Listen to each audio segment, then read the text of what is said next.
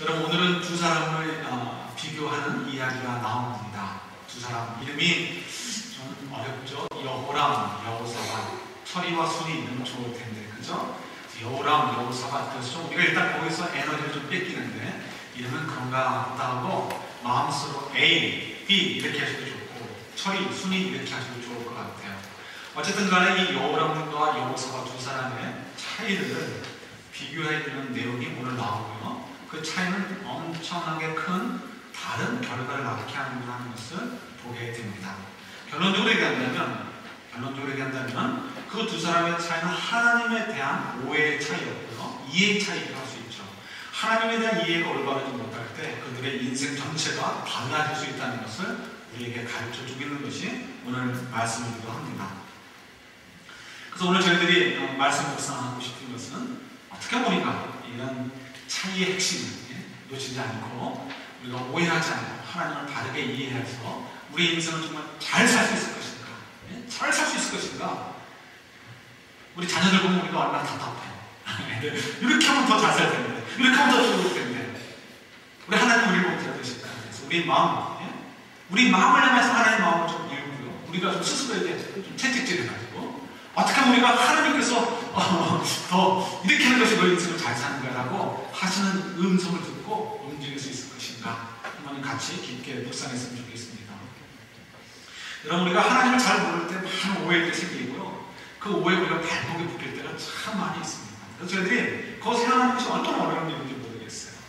근데 지난 주간에 참 재밌는 일들이 많이 있었습니다. 먼저 몇 가지를 소개를 해드리는데요. 먼저 지난 주간에 한국일보에 나온 어떤 논설이 있었습니다. 거기 보니까 그 논설의 제목이 제가 적어드렸는데요. 욕 먹으면 오래 산다. 물음표가 있는 게 아니고요. 오래 산다가 아니고 오래 산다였습니다. 욕 먹으면 오래 산다. 우리가 그러잖아요. 욕 먹으면 오래 산다. 그래서 그 옛날에 한참 한국에서 80년대 때는 전두환이 욕 먹어가지고 오래 살고 있는데 진짜 오래 살고 있잖아요. 그죠? 정말 장수하고 있죠. 여러분, 정말 욕 먹으면 오래 사는가 한번 생각해 볼게요. 이분의 그 논설의 이야기는 이것입니다. 첫 번에 한 3분의 1 부분이 이렇게 설베이를 리서치한 걸 갖다가 이 통계를 보여주는데요. 이런 내용이었어요. 듀크 대학에서 노스캐롤라이나에서 목회하시는 목회자들을 조사를 했습니다. 왜 조사를 했냐면 상식적으로 경건한 사람들, 생각도 건강하고 경건하고 삶도 경건해서 술도 안 하고 담배도 안 하고 그렇게 하고 건강하게 사는 사람들은 당연히 남들보다 육체도 건강하고 평균 수명도 더 어떻게 해요? 높을 것이다 라는 것이 우리의 기대치잖아요. 그렇지 않습니까? 그래서 한번 조사를 해봤어요. 근데 조사를 해봤더니 이분들이 단체로 다 몰래 술을 드시고 담배를 피셨는지 모르겠지만 이상하게도 평균 수명이 생각보다 높지 않고요. 그리고 오히려 병들이 많이 있는 거예요.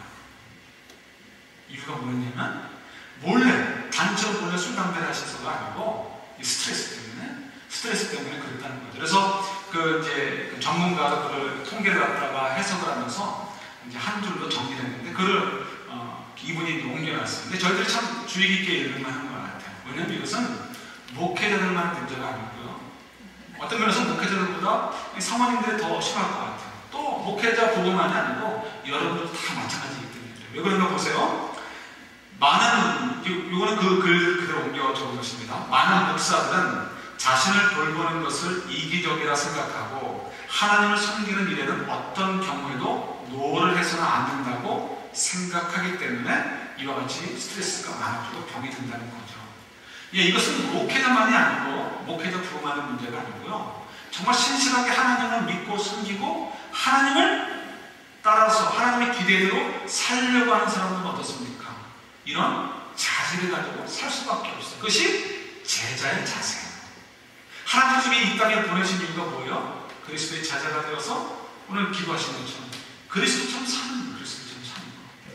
쉬운 말로 표현한 뭐야? 섬기는 삶을 사는 거예요. 희생이 따르는. 그래서 저희들 어떻게 해요?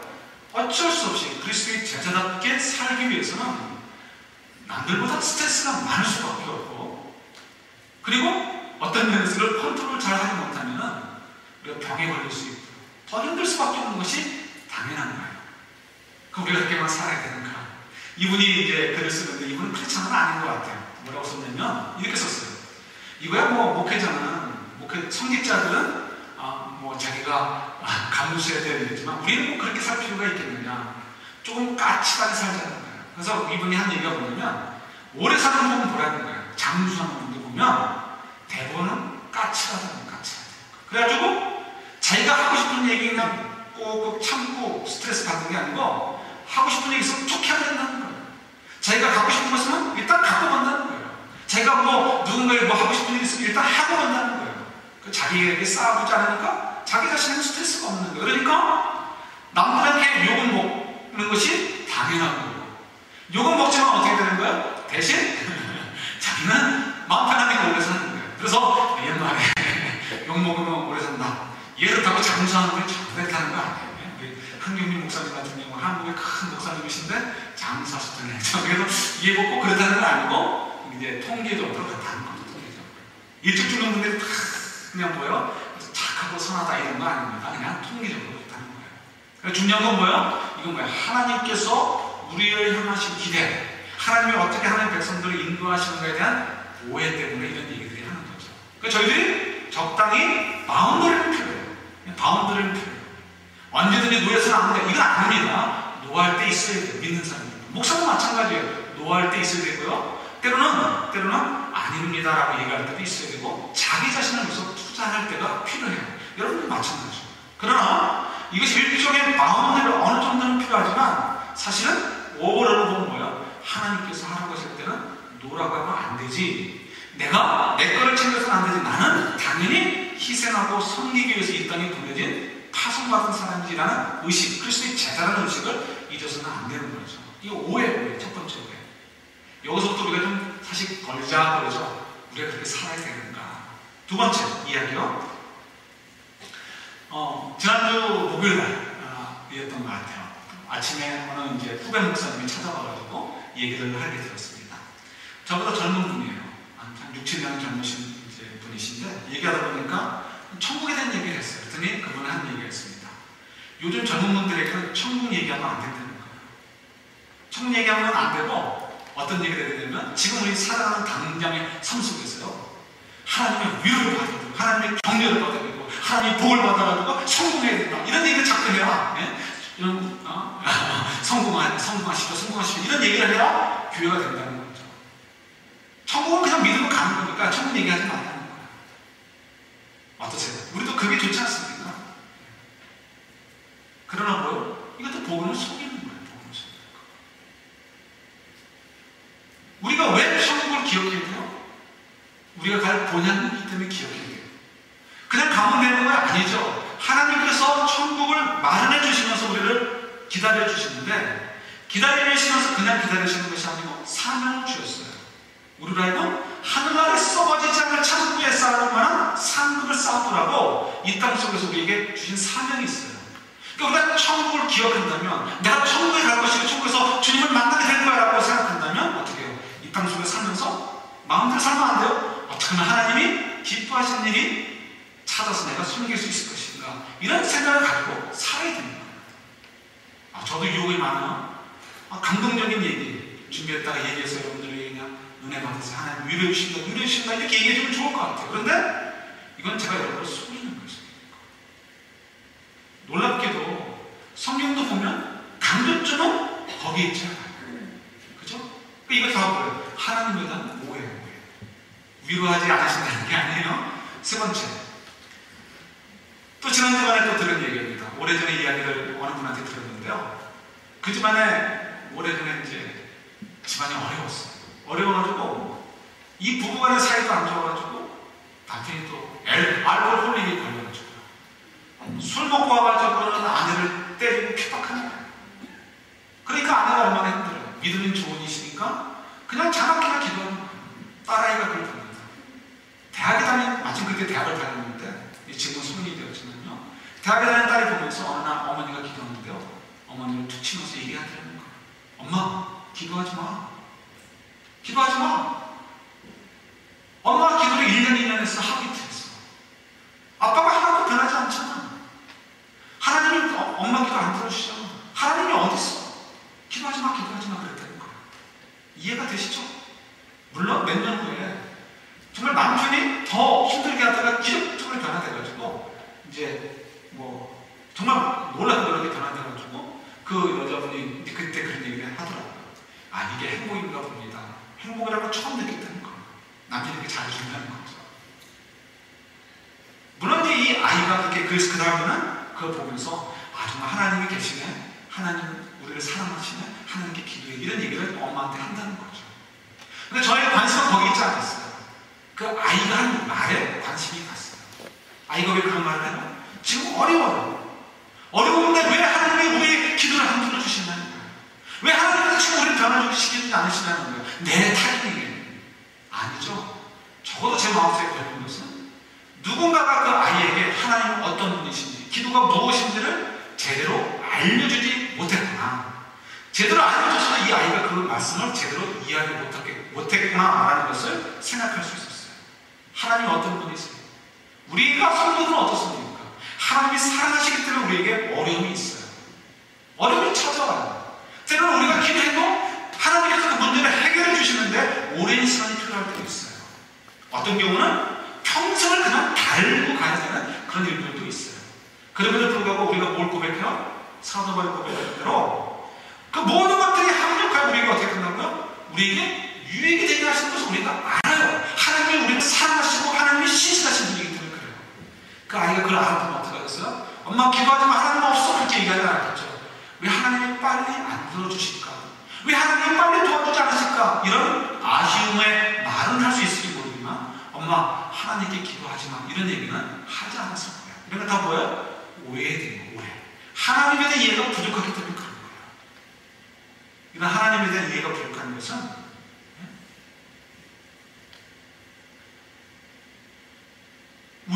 저희들에게도 동일하게 사실은 다가오는 문제이기도 합니다. 여러분, 지금 제가 세 가지 소개해드리는 가운데 혹시 다 걸리는 분도 있을 수 있고요. 하나도 안 걸리는 분이 있으면 좋겠어요. 있는지 없는지 모르겠습니다. 정말 저희들 잘 생각할 거예요. 정말 하나님은 어떤 분인가요? 하나님, 그러나 중요한 건 뭐냐면요, 하나님을 오해하게 되면 우리 인생이 너무나 달라진다는 거예요. 하나님을 오해하고 우리가 하나님을 열심히 섬긴 것 같고 믿음 생활 잘하는 것 같지만 사실은 영 엉뚱한 데서 헤매다 끝나는 인생이 될 수 있어요. 그래서 저희가 하나님을 바르게 이해하는 것이 얼마나 중요한 일인지 모릅니다. 하나님이 여러분 가난한 분이 아니에요. 하나님이 힘이 없으신 분이 아니에요. 하나님이 우리가 만만하게 생각할 만한 분이 아니에요. 하나님은 온 우주를 다스리시는 분이에요. 우리는 그저 하나님을 이해하는 데 초점을 맞춰야 되는 거예요. 하나님을 이해하고 그 하나님을 우리가 볼수록 우리에게 유익이 되지 절대로 손해되지 않습니다. 내가 옮기라고 하면 이렇게 되는데 고집하실 필요 없어요. 그것이 스스로 어떻게 해요? 물에 빠져드는 종이에요. 오히려 그걸 내려놓고 하나님 어떤 분인가를 이해하고 하나님을 내 마음에 품으려고 할 때 우리가 자유롭게 되고요. 우리 인생이 복되다는 것을 기억하시기 바랍니다. 그래서 우리가 하나님을 오해하는 것이 얼마나 위험한 일이고 큰 일인가를 조금만 생각해 보려고 해요. 여러분, 오늘 서두에 말씀드렸듯이 오늘 본문은 두 사람에 대한 이야기가 나옵니다. 두 사람이 굉장히 대립하는 이야기를 하나님 보여주십니다. 보세요. 이제 4절부터 이렇게 쭉 제가 이제 설명을 좀 해드릴게요.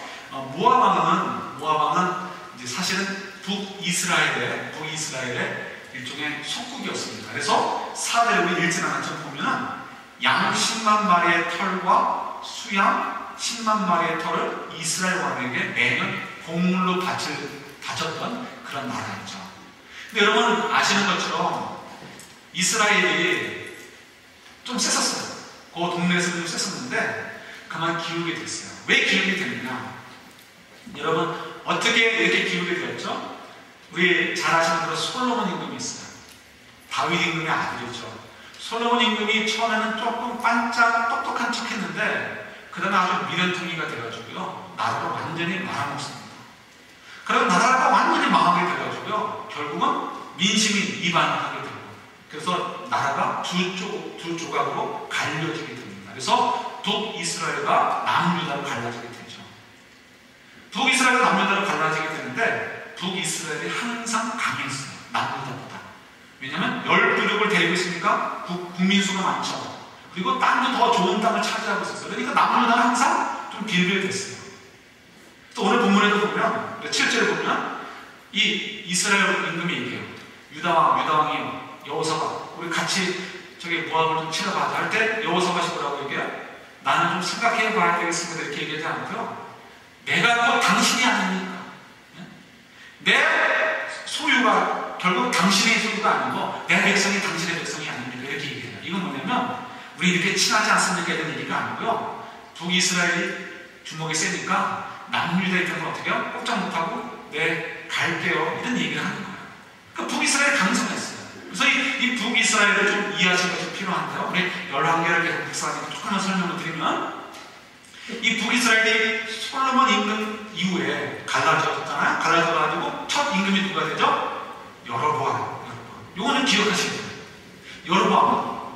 그 다음에 북이스라엘 전체 역사에서 가장 반짝였던 때가 언제냐면, 가장 강성했을 때가 언제냐면 여로보암 2세 때예요. 여로보암 2세 때. 그 이제 북이스라엘이 멸망하기 몇십 년 전의 이야기입니다.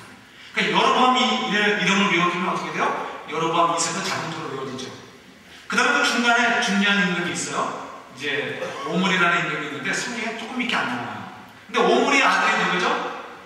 아합이 얘기가 참 많이 나와요. 아합의 와이프가 누구예요? 이세벨. 이름 참 이쁘죠? 실제로 이뻤는지 모르겠어요. 근데 이세벨의 아들 그냥 뭐 이쁜 장면은 가시가 많다고, 얼마나 가시가 많았는지 나를 하려 했더니 망하게 하는 그런 역할을 하기도 하죠. 근데 어쨌든 간에 이 오므리 임금 때 나를 굉장히 부각했어요. 그래서 지난주에도 설명드렸듯이 북이스라엘이 존재한다는 주변 국가들에서 북이스라엘을 얘기할 때 뭐라고 얘기하냐면 오므리의 나라 이렇게 얘기할 정도로 오므리가 이렇게 이름을 날렸어요. 그러니까 이 힘이 있었어요. 그러니까 오므리가 임금일 때만 해도 에돔, 모압, 암몬 다 그냥 이 북이스라엘에게 조공을 바치는 그런 신세였죠. 근데 이 아합이 죽고 오므리가 죽고 아합이 죽은 다음에 나라가 갑자기 기우기 시작하는 거예요. 기우기 시작하면서 이제 아하시아도 죽게 되고 2년 만에 죽게 되고요. 그 다음에 여호람이 왕이 되었는데 이 와중에 이 임금들이 아합이라든가 이세벨이라든가 그런 임금들이 제대로 죽지 못하잖아요. 다 하나님의 저주를 받아서 죽잖아요. 이런 저주를 받아서 죽게 되니까 어떻게 돼요? 나라 국민들이 흔들리게 되고 그러다 보니까 자연스럽게 국력이 오므라들게 되는 거예요. 국력이 흔들리게 되니까 어떻게 되겠어요? 당장 서국들이 이제 고개를 세우는 거죠. 야, 이참에 우리가 독립해버리자. 이참에 우리가 독립해버리자. 그 처음으로 튀어나오게 그냥 모압이에요. 지도를 한번 보여드릴게요. 지도를 보시면 좀 더 이해가 될 것 같아요. 자, 지도를 보시면은 좀 작아서 잘 보실지 모르겠는데 북쪽에 이스라엘을 보시죠. 이스라엘 땅이 있고요. 밑에 남유다가 있어요. 그 밑에 에돔이 있어요. 에돔 땅은 다 번야 땅입니다. 다 번야 땅이에요. 그 다음에 그 위쪽에 모압이 있어요. 모압이 반란을 일으켰어요. 그래서 모압이 반란을 일으키니까 이스라엘이 가만히 둘 수 없잖아요. 가만히 두면 어떻게 해요? 에돔이나 또 다른 데도 뭐 고개를 들을까봐 가만히 둘 수 없으니까 쳐야죠. 일벌백계해죠. 그래서 치러 가게 됩니다. 그래서 유다를 윽박지르고 에돔을 윽박질러가지고 같이 동맹국가로서 모압을 치게 됩니다. 치는데 어떻게 가냐면 그냥 가까운 길로 가지 않고요. 여기 동쪽으로 빙을 돌아가지고 동쪽에서부터 쳐들어가려고 작전을 짜고 이렇게 화살표 방향으로 이동을 하게 됩니다. 근데 이 에돔 땅은 완전히 광야 땅이기 때문에요. 물도 굉장히 척박하죠. 성경을 보니까 7일 동안은 행군을 했어요. 행군을 했는데 뭐라고요? 함께 가져간 가축들이 마시는 물이 떨어지는 거예요. 가축들이 뭘까요? 집에서 기르는 고양이, 강아지 이런 것들일까요? 아니겠죠. 기병대의 말들, 기병대의 말들. 기병대의 말들이 물이 없어서 축축 처지는 거예요. 죽게 생긴 거예요. 그럼 전쟁이 되겠습니까? 안 되겠습니까? 전쟁이 안 되는 거죠. 전차 없이 어떻게 전쟁을 해요? 그러니까 이제 지금 곤란에 빠질 거예요. 전쟁을 하다 나왔으니까 모압인은 또 준비하고 있었을 거 아니에요. 반란이 일으켰습니다. 그러니까 이제 생각하기를 누가 여기서 다 죽게 되었구나라고 힘들어하는 상황에 빠져있게 된 거죠. 그때 이제부터 중요한 차이점이 나타나게 됩니다. 여호람이 뭐라고 얘기하죠? 여호람이 얘기할 때, 야, 하나님께서 우리를 다 모아가지고 한 번에 모압의 손에 넘겨가지고 다 죽이시려구나 라고 얘기를 하는 거예요. 왜요? 그가 아버지가 어떻게 죽었고 어머니가 어떻게 죽고 형이 어떻게 죽었는가를 보았기 때문에 그래요. 그러니까 하나님에 대해서 어떤 소망이 있는 분을 생각하지 않고 어떻게 해요? 굉장히 우리를 힘들게 하고 나를 어렵게 하고 나를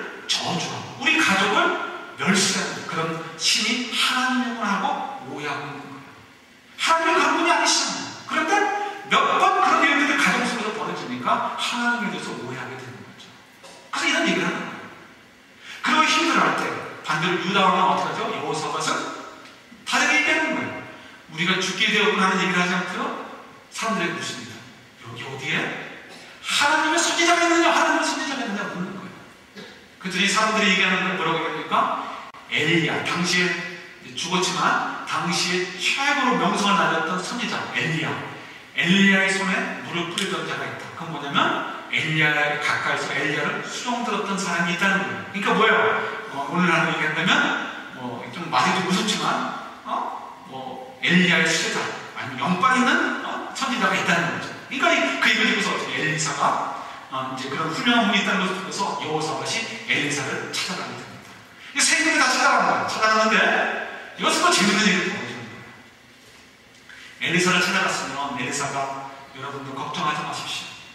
내가 기도해 줄 테니까 걱정하지 마십시오 하면 되잖아요. 그런데 엘리사가 뭐라고 얘기하죠? 제가 나름대로 좀 한번 보세요. 제가 다른 번역을 적어놨어요. 표준세 번역을 적어놨는데 이번에 두 번째 문단을 보시면요. 엘리사가 얄미울 정도로 두 사람에 대해서 여호람과 여호사밧에 대해서 다르게 얘기하는 것을 적어놨습니다. 여호람에 향해서 한 이야기를 제가 적어놨는데요. 보시겠어요? 이 엘리사의 말이라는 거 있죠? 제가 다운펜으로 한번 같이 읽어볼까요? 무슨 일로 나에게 오셨습니까? 임금님의 아버지와 어머니의 예언자들에게나 가보십시오. 제가 유치해 보인다고 했는데 한번 상상해보세요. 여러분 유치한 것처럼 느껴지세요? 이 얘기는 뭐냐면 지금 새 임금은 큰 곤란에 빠졌어요. 너무너무 어려운 상황에 빠졌어요. 다 죽게 생긴 거예요. 그래서 도움을 청하러 갔잖아요. 근데 지금 엘리사가 도와주지 않겠다는 거예요. 첫 마디가. 왜 도와주지 않겠다는 거예요? 이유는 뭐냐면 가시가 있는 거예요. 너희 아버지와 지금 여호람에 대해서 얘기하는 거예요. 북이스라엘에 있는 아합의 아들 엘리사벳의 아들에게 얘기하는 거예요. 너희 아버지와 너희 어머니가 섬기는 신의 선지자들, 다른 말로 얘기한다면 바알과 아스라의 선지자들에 가서 도움을 청하지 뭐더러 나한테 왔느냐, 그걸 좀 풀어서 얘기한다면 뭐냐면 이렇게 보이는 거예요. 야, 너희 아빠 엄마 때 내가 얼마나 고생했는지 아냐? 너희 아버지 엄마 있을 때, 살아있을 때 우리 엘리야와 내가 얼마나 고생했는지 알아? 정말 죽을 고생했어. 그런데 이제 와서 도와달라고 못 도와줘 이런 것처럼 느껴지는 거예요. 마치 유치원 애들, 조그만 애들 보면 놀다 보면 어저께 잘 안 놀아줄 수 있잖아요. 그럼 오늘 와서 놀자 하면 어떻게 해요? 애들이 유치하게 될 때 있죠. 너 어저께 나랑 안 놀아줬잖아. 나 너랑 안 놀 거야. 얘랑 놀 거야. 이런 경우 있잖아요. 그런 경우들이 많아요. 또 그거 보면 또 부모님들이 깜짝 놀라게 그러는데 애들은 원래 그래요. 그러면서 사는 거죠. 꼭 그런 모습 같지 않아? 그럼 꼭 그런 모습 같잖아요. 엘리사가 굉장히 유치한 것 같아요. 그러나 그게 아니죠. 엘리사가 유치해서 이렇게 하는 게 보복하는 게 아니고요. 엘리사의 의도가 있는 거예요. 어떤 의도냐면 지금 여호람이 가는 길이 얼마나 잘못된 길이고 지금 그 모든 광경을 쳐다보는 이스라엘 수많은 군대들이, 수많은 이스라엘 사람들이 가고 있는 길이 얼마나 잘못된 길인가를 분명하게 더 부각시키기 위해서 일부러 좀 유치해 보이는 일을 지금 엘리사가 하고 있는 거예요. 이걸 다른 말로 표현한다면 마치 엘리야가 연상이 되어져요. 엘리야가 어떤 일을 했죠? 한 가지만 얘기한다면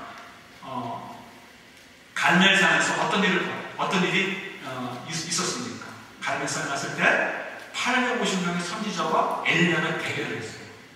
누가 섬기는 신이 진짜 신인지 한번 보자는 거예요. 그래서 당시에 아합과 이세벨이 서포트했었던 바알의 선지자 450명과 아세라 선지자 400명 그리고 엘리야 혼자가 대결을 해가지고요. 진짜로 누가 어느 신이 살아서 우리 가운데 불을 일으키고 비를 내리게 하는가 한번 해보자는 거죠. 그래서 그 일을 했는데 엘리야가 이겼잖아요. 왜 그걸 보여줬어요? 지금 이스라엘 백성들이 온통 빠져있는 바알을 섬기는 믿음들, 이세벨을 섬기는 믿음들, 그 죽어가는 믿음들에서 돌이켜서 누가 참신인지를 좀 깨달으라는 거죠. 근데 이스라엘 백성들이 여전히 정신을 못 차렸어요. 지금 그래서 다시 한번 이 엘리사가 강조하고 있는 거예요. 유치하게, 야, 너희 아빠 엄마한테 내가 얼마나 고생했는지 아냐?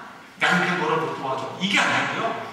너희들이 아직도 여전히 입 떨쳐버리지 못하는 바알과 아스라, 너희들의 마음속에 찾아있는 그 바알과 아스라, 너희들 아직도 양다리에 걸치는 그 부분들이 얼마나 무의미하고 얼마나 무익한 건지 너희들이 아느냐? 너희들 정말 숨겨야 되는 것은 여호와 하나님밖에 없어라는 것을 강조하기 위해서 지금 이야기를 하고 있는 거죠. 그러면서 여호수아에서 뭐라고 얘기해요? 당신 때문에 내가 하나님의 복을 빌겠습니다 라고 얘기하는 것을 보게 돼요. 두 사람의 차이를 우리에게 보여주는 거죠. 이 두 차이가 얼마나 크냐고요? 이 두 차이는 인생을 송두리째 멋진 인생이 될 수도 있고 굉장히 아주 형편없는 인생이 될 수도 인생을 살게 하는 그런 결과를 낳게 하는 거예요. 그래서 하나님을 오해한다는 것은 얼마나 중요하고 아주 큰 문제가 되는지 모릅니다. 하나님을 제대로 아는 것이 굉장히 중요해요. 오해라는 건 정말 위험합니다. 한 가지만 더 말씀드릴게요. 제가 이제 여러분 여기 열왕기하를 묵상하시니까 좀 자꾸 설명을 드리고 이런 일들을 통해서 여러분 좀 구약을 좀 이해하시고 그 구약 속에서 여러분들과 저희들의 모습을 좀 발견했으면 좋겠어요. 구약을 보면 볼수록요 유대인들하고 저희들하고 너무 똑같아요. 너무 똑같아요. 정말 똑같아요. 뭐 또 나중에 또 말씀드리겠지만 지난주에 드린 말씀 가운데 일부분은 조금 또 한번 반복을 좀 할게요. 중요한 문제이기 때문에 제가 그걸 어떻게 설명하면 좋을까 생각하다 보니까 제 중학교 때 생각이 났어요. 국민학교 졸업하고 중학교 올라갈 때 교복을 입잖아요. 제가 이제 거의 교복 마지막 세대에 해당되는데요. 교복을 이제 사라는 곳이 있죠. 학교에서 적어준 곳이 있으면서 무슨 백화점이었던 것 같은데 그 백화점이 금방 없어진 것 같아요. 그 백화점을 갔는데요. 교복을 이제 사고요. 이제 오는 길인데 5,000원 아버지랑 갔어요. 아버지랑 잘 안 가고 저 어머니랑 갔는데 아버지랑 같이 가게 되었습니다. 그래서 아버지가 교복을 사주면서 나오는데 보니까 꼭 또 디스플레이 하는 거 있잖아요. 뭐 디스플레이 했을까요? 구두를 디스플레이 해놨어요. 당시에 구두가 쉬운 게 아니죠. 아버지가 그래도 마음에 좀 저기 어리셨는지 저에게 구두 살까? 구두 신는 거야? 물으시더라고요. 그거 제가 어렸을 때라도 알잖아요. 우리 집에 구두 사주면 형편이 안 된다는 거. 그러니까 제 생각에도 아닌 것 같아서 아니요 그렇게 얘기했어요. 그래서 이제 제 딸에도 이제 변명한다고 운동화가 더 편하다고 이렇게 얘기를 했어요. 친구들도 다 운동화 신는다. 근데 아버지 한 번도 물으시더라고요. 그래도 구두 신어보지 않을래? 뭐 들어가면 안 되죠. 얘기 노해야 될 상황이라는 거 아니까 아니요 하고 왔어요. 근데 며칠 후에 이제 아버지에 대한 그 고마움을 가지고 있었는데 며칠 후에 그 아버지에 대한 고마움이 좀 흔들렸어요. 왜냐면 저희 교회 같이 다니는 친구가 있었는데 제가 늘 생각할 때 걔네 집이나 우리 집이나 경제적인 수준이 비슷하다고 생각했어요.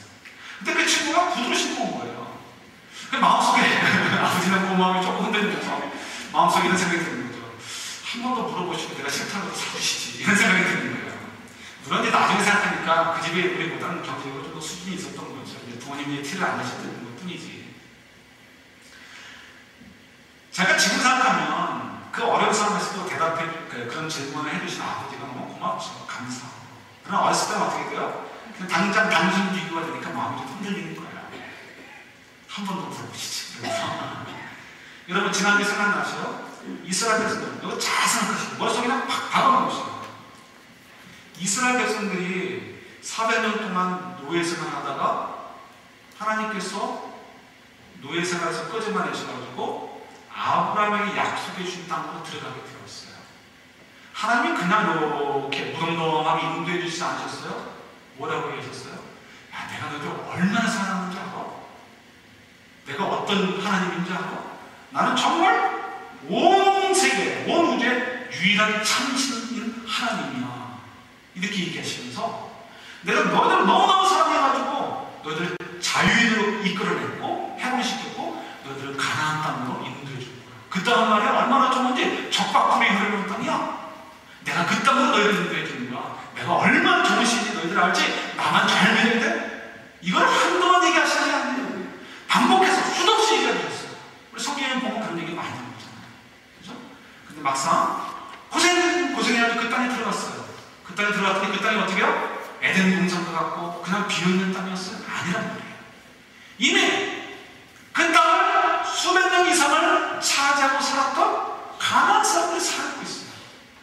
그리고 그 사람들은 뭐 거기에 대해서 그렇게 논하는 것도 없어요. 자기들이 사는 땅을 그냥 당연스럽게 여기고 그냥 살고 있어요. 평범하게. 여러분 보세요. 그렇게 하나님께서 그게 내가 너희를 사랑해서 주는 축복의 땅이야 축복의 땅이야 하고 하나님이 생사 많으시고 데려가셨는데 이미 그 땅에 벌써 사는 사람들이 있고요. 훨씬 그것을 엔조이하고 있고요. 뭐 풍요롭게 누리고 있는 거예요. 그럼 어떻게 뭐가 비교가 되겠어요? 야 정말 우리를 인도하시는 하나님 최고야 이런 마음이 유지가 되겠어요? 안 되겠어요? 흔들리는 거예요. 누가 더 좋아 보여요? 이미 그 좋은 것을 아무것도 아닌 것처럼 쥐어주고 살도록 하게 한 가나안인들을 섬기는 신이 더 좋은 신같이 보이고 더 능력이 있어 보이잖아요. 이해가 되세요? 이스라엘 사람들이 IQ가 나빠가지고 그걸 이해를 못해가지고 북한을 하나님을 배반했나? 이게 아니에요. 근데 IQ가 있어요. 그러니까 상식적으로 생각하는 거예요. 야, 우리한테 그렇게 크게 얘기하시는 하나님의 복을 보니까 별거 아니라는 거예요. 오히려 다른 것이 더 커 보이는 거예요. 이게 그들의 마음이 어떻게 해요? 여호와 하나님도 인정하겠다는 거예요. 그러나 가만히 보니까 이 가나안인들이 적과 꿀이라는 땅을 이미 소유하고 살고 있는 그 가나안인들을 섬기는 하나님이 그 신이 또한 좋아 보인다는 거예요. 그러니까 어떻게 해요? 바알과 아세라도 섬기겠다는 얘기가 나오게 되는 거예요. 뭐에 대한 오해 때문에? 하나님에 대한 오해 때문에 그래요. 하나님이 정말 그런 분이에요. 이스라엘 백성들이 하나님께서 그들을 축복해 주셔서 인도해 주신 그 땅이 무엇인지 이해를 못했기 때문에 그래요. 땅, 단지 몇 평으로 소유했느냐 그 땅이 아니고 어느 땅에 살면 그건 상징이고요. 하나님의 백성으로서 이 세상을 정복해가고 이 세상을 변화시키고 이 세상에서 하나님의 그 소망을 전달해주는 자들로 사는 것이 하나님의 도구로 사는 것이 복이라는 것을 그들이 몰랐기 때문에 그래요. 그것이 진짜 적과 꿀이 흐르는 땅의 의미라는 것을 그들이 몰랐기 때문에 그래요. 아까 그 여대생 아이의 딸아이의 이야기가 기억나세요? 하나님에 대한 오해를 하면 그렇게 되는 거예요. 저나 여러분 어떻습니까? 그럼 왜 안 하고 계셔요? 그래, 맞아. 우리는 조금 이렇게 어려울 때가 있어도 결국 나의 몸은 내가 하나님만 아는 것이고 하나님을 섬기는 거야 라고 여러분 생각하고 계십니까? 여전히 제가 여러분들한테 여러분 너무 힘드시죠? 하나님 여러분 잘 되시고 이렇게 외치기를 원하십니까? 우리 열왕기상 끝부분에 보면 아합이 전쟁터에 나갈 때 거짓 선지자들의 이야기를 들으면서 나갔어요. 그들이 축복했어요. 당신이 나가면 쇠풀을 만들어가지고 보여주는 거예요. 이 쇠풀로 그냥 물리치는 것처럼 당신이 승리하게 될 것입니다. 저도 여러분들 그렇게 속을 수 있어요. 아니라는 거예요. 우리가 하나님을 오해하게 되면 우리 인생에 손들지 나가는 수 있어요. 우리의 진정한 축복은 뭐예요? 하나님의 자녀로 사는 거, 하나님의 자녀로 사는 거. 하나님의 자녀로 사는 거예요. 그래서 때로는 예수 그리스도의 제자로 살기 때문에 손해볼 수 있어요. 스트레스가 더 쌓일 수 있어요. 물론 그것도 지혜롭게 우리가 바운더를 잘 설정하고 하나님께 맡겨드림을 통해서 우리가 잘 그걸 소화해야 되겠지만 어쨌든 우리가 희생해야 돼요. 그러나 우리의 희생이 절대 손해 아니라는 거예요. 그것이 우리에게 복이라는 것을 이해하셔야 돼요. 그걸 알으셔야 돼요. 하나님이 어떤 분인 걸 제대로 알고 하나님의 뜻을 따라 사는 것, 그것이 정말 가치 있다는 것을 우리가 알아야 돼요. 그때 어떻게 돼요? 우리 인생이 복된 인생이 되는 거예요. 저희 아버님이 목회하시다가 돌아가셨잖아요. 손해보지 않았어요. 저는 그게 절대 손해라고 생각하지 않습니다. 그것이 저희들에게 축복이고 우리 아버님에게도 그것이 영광이라고 생각해요. 저희들이 하나님을 제대로 이해하는 것이 필요합니다. 그리고서 어떻게 해요? 다른 거 없어요. 우리가 말씀 가운데 성령님의 음성을 들을 수 있어야 돼요. 제가 목사지만 제가 여러분 설교할 때 다 옳은 얘기 하겠어요? 틀린 얘기 분명히 있을 거예요. 적어도 데이터에 있어서 말씀을 풀어가는 데 있어서 제가 잘못 본 자료가 있을 수도 있고요. 또 고고하게 발달하면서 또 새롭게 변화되는 것도 있어요. 그러니까 제가 여러분들에게 이야기하는 것들 가운데 틀린 이야기도 있을 수 있고 아니면 시대에 따라서 해석하는 차이점이 있는 것도 있을 수 있어요. 그래서 언제나 늘 그렇기 때문에 조심하려고 해요. 그래서 어떻게 해요? 계속해서 말씀을 가지고 묵상하고 배워야 돼요. 그래서 1년에 한두 번 이상 꼭 세미나 가서 좀 듣고 또 열심히 공부하려는 이유도 거기에 있어요. 하나님 말씀을 알지 못하면 제가 하나님에 대해서 오해할 수밖에 없고요. 하나님을 오해하면 여러분들에게 잘못된 것을 가르칠 수밖에 없고요. 그럼 저나 여러분들의 손들이째 딴 길로 갈 수밖에 없어요. 여러분도 마찬가지입니다. 여러분들께서도 하나님 말씀을 제외해놓고는 절대로 하나님의 길을 제대로 알 수가 없습니다. 하나님의 길을 제대로 알 수가 없어요. 나 이미 많이 알았다고? 아니요, 여러분. 그런 얘기 하지 마세요. 저도 모르겠어요. 계속 하나님의 어떤 분인가를 알아가야 되고요. 그걸 위해서 투자해야 돼요. 그래야 하나님이 기뻐하시는 삶이 무엇인지를 알아서 살고 합니다.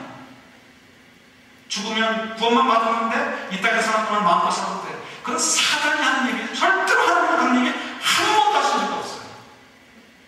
우리로 하나님이 일구하시는 바가 있어요. 이 땅에 우리를 보내셨어요. 에베소 2장 10절. 여러분 마음 벌써 들어먹었어요. 하나님의 선한 일을 이루기 위해서 이 땅에 파송해 오신 거예요. 그래서 우리가 뭐예요? 하나님 어떻게 살까요? 어떻게 살까요? 내가 하는 비즈니스나 내가 하는 어떤 이 가정이나 내가 하는 어떤 직장생활이나 내가 하는 무엇이든 간에 그 속에서 내가 어떻게 하면 하나님 기뻐하시는 인생을 살 수 있을까요? 물으셔야 되고요. 순간순간 물으셔야 돼요. 매일 내 삶에서 물으셔야 되고 그때마다 하나님의 순종을 나눠야 돼요. 그리고 다른 거 없어요. 말씀을 우리가 자꾸 도전받고 말씀을 하나님을 이해하고 말씀을 하나님을 따라 그 뜻을 따라 사는 방법밖에 없어요. 다른 것이 절대 없습니다. 여러분 거절하는 건 없어요. 영어도 거절할 수 없다고 하죠. 반드시 투자가 되어야 돼요. 마땅히 합니다. 신앙도 마찬가지입니다. 절대로 거절하는 건 없습니다. 특별히 저력을 향해서 하나님의 기대가 있으십니다. 꿈만 같지 않으세요? 하나님이 우리를 향해서 기대가 있으시고 기대가 있으시고 여러분들 얼마나 고귀한 존재들이 아십니까? 예수를 믿으면서 죽은 천국 가고 이 땅에 사는 동안 부자 되고 건강하면 좋겠다. 여러분 그런 수준에서 여러분 머물 사람들이 아니에요. 여러분들이 세상에 소원하는 것을 아셔야 돼요. 여러분들이 세상에 소원하는 것을 기억하셔야 돼요. 그걸 위해서 여러분들이 이 땅에 오신 분이 있다는 거죠. 그걸 위해서 여러분들이 하나님께서 여러분 주신 그 소망을 잊지 않고 살도록 하시면서 때로는 우리를 힘들게 하시는 거예요. 하나님 기껏 우리에게 힘들게 하셨는데 우리 그것도 모르고 딴짓하고 있으면 어떻게 돼요? 하나님 기껏 우리에게 축복을 주셨는데 우리가 그걸 이해를 못해가지고 딴 일만 가면 어떻게 해요? 우리 인생이 너무너무 안타깝잖아요. 그래서 어떻게 해요? 우리가 하나님을 알아가는데 애를 써야 돼요. 애를 써야 돼요. 여러분들 얼마나 좋은 분들인지 아십니까? 여러분들 얼마나 귀한 인생이 되는지 아세요? 꿈만 같은 얘기인지 모르지만 여러분들이 온 우리의 주이신 하나님께서 이 땅을 위해서 파송하신 거룩한 대사라고 기억하십시오. 여러분들 그런 존재들이 그래서 그렇게 사시게 되는 거예요. 언제까지나 남은 생각하시겠어요? 언제까지나 하면 내 마음대로 살고 싶으시겠어요? 아니요. 바뀌어집니다. 그래서 우리가 말씀 공부하는 것이 굉장히 중요합니다. 큐티도 굉장히 그래서 중요한 거예요. 우리가 주일성경 공부를 합니다. 앞으로 이제부터는 매달 마지막 주를 제외하고는 1년에 한두 번을 제외하고는 그리고 한 1년에 한두 번을 제외하고는요 주중에 주일날 1시부터 2시 사이에는 다른 거 없습니다. 그래서 말씀 공부를 하는 거예요. 이유는 뭐냐? 우리가 지식이 뛰어나자는 게 아니에요. 그냥 말씀을 공부하면서 그때마다 계속해서 하나님을 알아가고 또 성령을 볼 수 있는 능력들을 키워가지고 하나님을 알아가고 하나님을 오해하지 말자는 거예요. 그래서 어떻게 해요? 우리 인생이 거룩하신 하나님을 쓰시는 그런 복된 인생이 될 수 있도록 우리가 좀 드리자는 거예요. 이게 우리가 여유 부릴 수 없습니다. 여유 부릴 수 없어요. 하나님 온몸에 주신 하나님께서 여러분에서 기대를 가지고 있잖아요. 저를 향해서 기대를 가지고 있잖아요. 대충 살고 사는 거예요. 우리 자녀들 향해서 간절한 마음 갖잖아요. 애들아 그렇게 하면 안 되는데 이렇게 하면 되잖아. 이렇게 하면 되잖아. 하나님 우리에게 더 간절한 마음을 가지고 우리에게 말씀하시는 거예요. 내 아들에게 말씀도 주고 성령도 허락하는데 너희들 도대체 뭐 하는 거야? 뭐 하는 거야? 여우람처럼 되지 않기 위해서 우리가 정말 애써야 됩니다.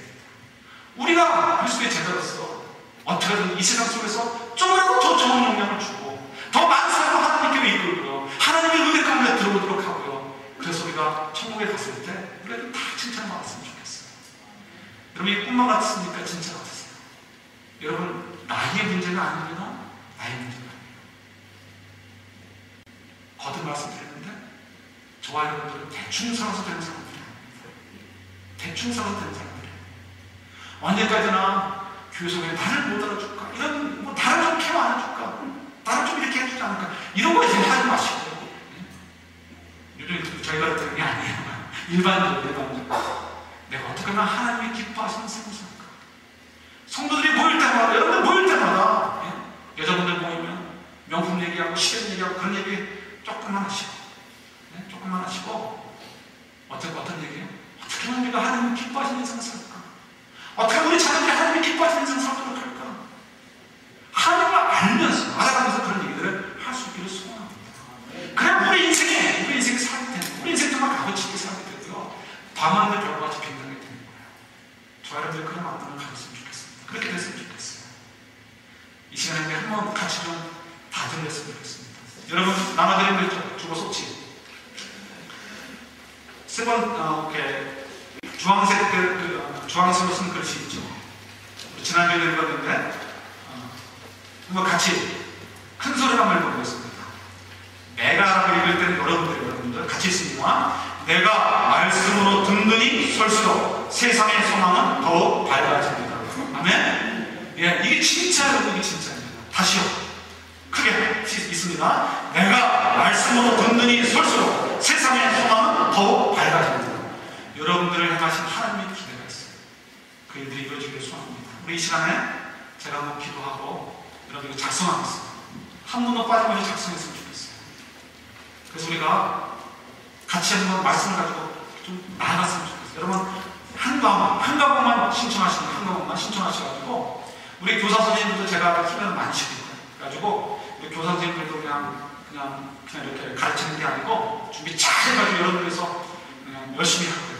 최고가 될 수는 없겠지만 최선을 다하는 선생님들이 될 수 있도록 우리가 애쓸 거예요. 그러니까 여러분 믿으시고 그냥 같이 나아가는 거예요. 그래서 우리 삶이 정말 꿈만 같은 인생이 아니고 정말 실제로 하나님의 도움으로 멋진 인생을 만들어가는 천사들도 호응하고 지금처럼 그런 인생들이 될 수 있도록 우리가 갔으면 좋겠습니다. 제가 한번 기도하고 여러분에게 작성하도록 하겠어요. 제가 기도하겠습니다.